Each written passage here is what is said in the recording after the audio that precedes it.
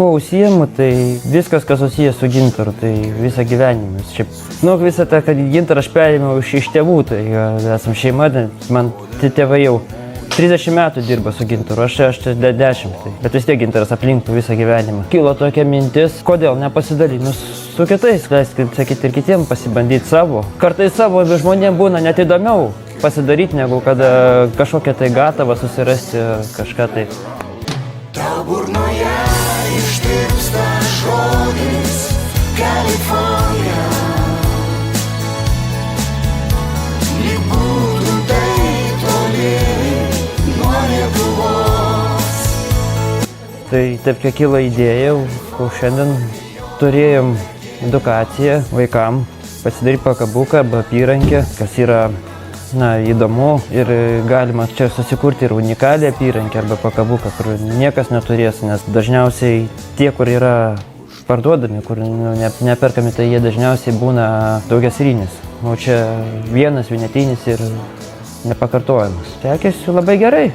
Labai gerai, čia viskas praeidė sklandžiai ir nėra labai čia kur, kaip sakyti, suklysti. Bet kuriuo atveju gausis gerai, nes kiekvienas, kuris daro, tas yra meistras ir jisai tik mato, koks gausis galutinis. Aš galiu tik tai patarti, negaliu pasakyti, čia viskas, ne viskas, aš galiu tik patarti, kaip daryti.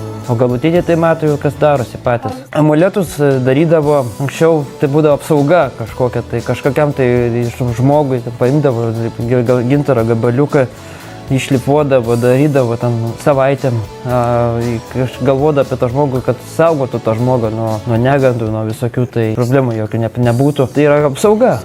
Gintaras pats yra nuo žodžio ginti, reiškia apsaugoti. Mes esame paprastai Vilniuje, mus galima rasti Užupio gatvė 2, turim galeriją, galite užeiti, pasižiūrėti, ką gaminam, ką darom. Galima ir tenai pasidaryti, irgi savo pakabuką, kuris saugos, galima apyrankę susiverti arba karoliukus. Palinkėčiau turbūt kantrybės ir, kaip čia sakyti, apsaugos, daugiau nešioti gintarą, kad apsaugoti nuo visų problemų.